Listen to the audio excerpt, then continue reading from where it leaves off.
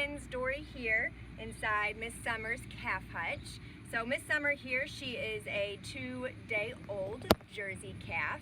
At this point in her life, she has had 1.5 gallons of her mom's colostrum, which is that mother's first milk, full of all kinds of good antibodies. Just hold with me real quick. She's been vaccinated. And then she's also been dehorned. So most of our jerseys have horns unless they are polled, which is naturally hornless.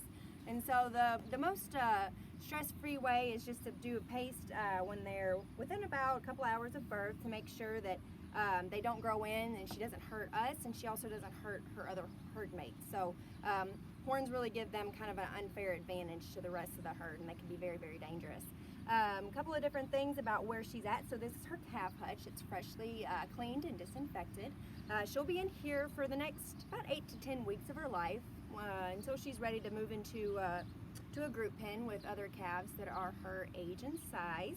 And then when she does that, it signifies that she's eating grain really well, she's drinking a lot of water, and then I think she can be competitive and aggressive in a group environment. So really important to keep this hutch bedded with straw, so keeps her clean, keeps her warm in the winter time, cool in the summertime, and then dry when it rains. So these babies don't want to get wet.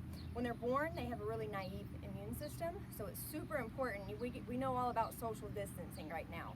So that is why she is alone in this hutch and not with another calf that's older than her, or that can cause her any stress or get her sick if that calf gets sick, or she can't get that calf sick if she were to get sick.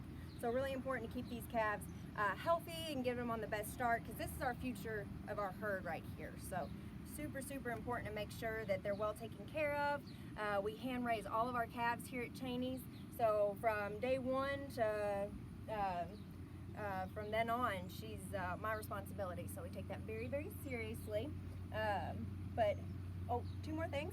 So she's drinking 2 of these a day, about 6:30 in the morning, about 5:30 at night. She'll get a full bottle of this, and then she always has access to grain.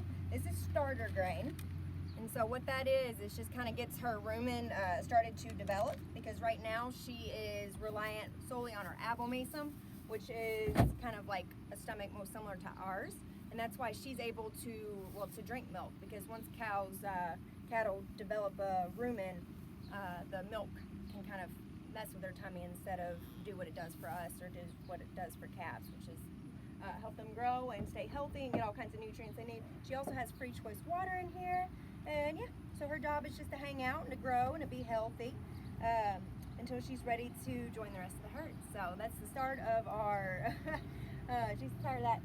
start of our herd, or of the calves, I guess, journey into adulthood, when she'll start having babies and producing milk on her own. This is our transition heifer barn. So this is where our girls go after they come out of a hutch, and this is their first introduction into being in a group pen, being with the herd. So we want to make sure by the time that she gets to this point that she's eating grain pretty aggressively and competitively, and that she's healthy. So we want to make sure that when she gets around other herd mates, that she's it's in a good, safe environment. She's got her foot in the door to do well. So here with me, we've got Emma, we've got Amelia, we've got Cleo, this little Dime, and back there being shy is Miss Ivy. So with these girls, kind of gives them a little bit more space to kind of get to know each other. As they get bigger, so does their pens, until they are completely maxed out of this barn. So they'll be in this barn for about the first year of their life before we try and get them bred, and then they'll be moved out to a big pasture where they'll be acclimated with the second lactation cows, so cows that have already had a baby. So these girls, these are our teenagers. They have free choice hay. We give them grain morning and night based on their age and their needs, their nutritional needs. So really kind of like what this barn is able to do for us. They kind of like to keep it quiet, like to keep it calm. Obviously they like to get into everything and be really nosy. So that's the next stage of these ladies before they will be full grown and have their own baby and start milking and be in the robot. Here today we are in the Milk Cows barn. So you see our ladies. These are all the ladies that are currently producing milk. So they all have had a baby and are producing around 60 to 70 pounds of milk every single day. We try and keep our ladies nice and comfortable. That's very, very important when it comes to producing milk, is happy and comfortable cows. So you can see we like to stay nice and calm around our ladies. We never want them to be afraid of anything, but we also want them to have access to all of the things that they need to be comfortable and to be happy and healthy. So what we're standing on right here is compost bedded pack. So this is our ladies' source of bedding. We use kiln-dried sawdust worked in with their manure.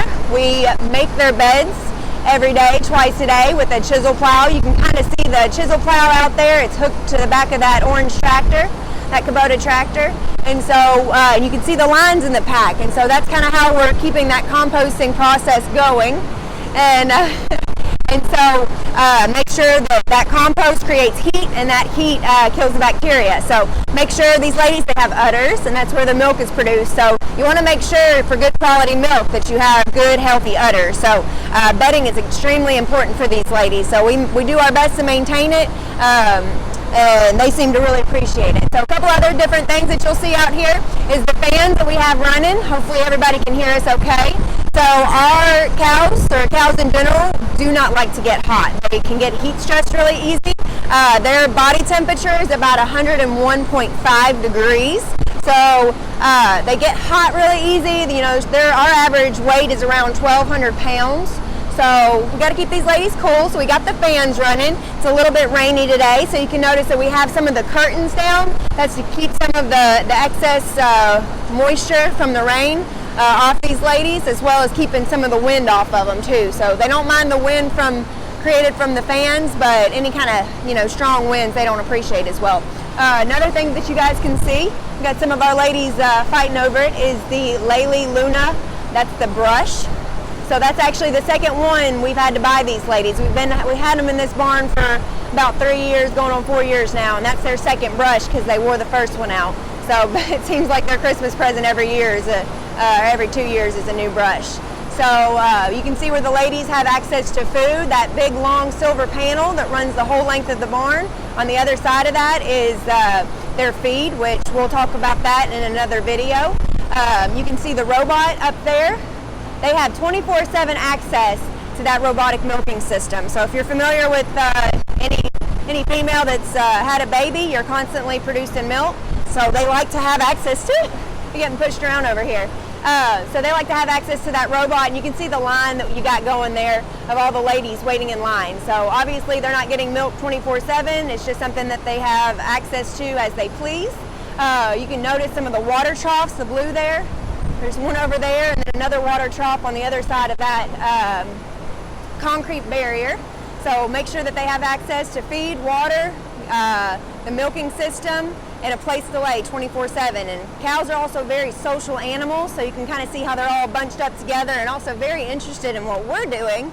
They're just very curious, very, very friendly, and love to be around each other and love their people too. So trying to think what else. And then one more thing, and then we'll get off here, is their collars, these transponders here. Obviously cows don't talk. She's not going to tell us when she's not feeling good.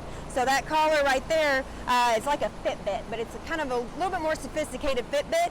Keeps track of her health and her activity. So we can pick up when a cow's not feeling good way before she'll show signs. Another thing about keeping our cows happy and healthy is making sure that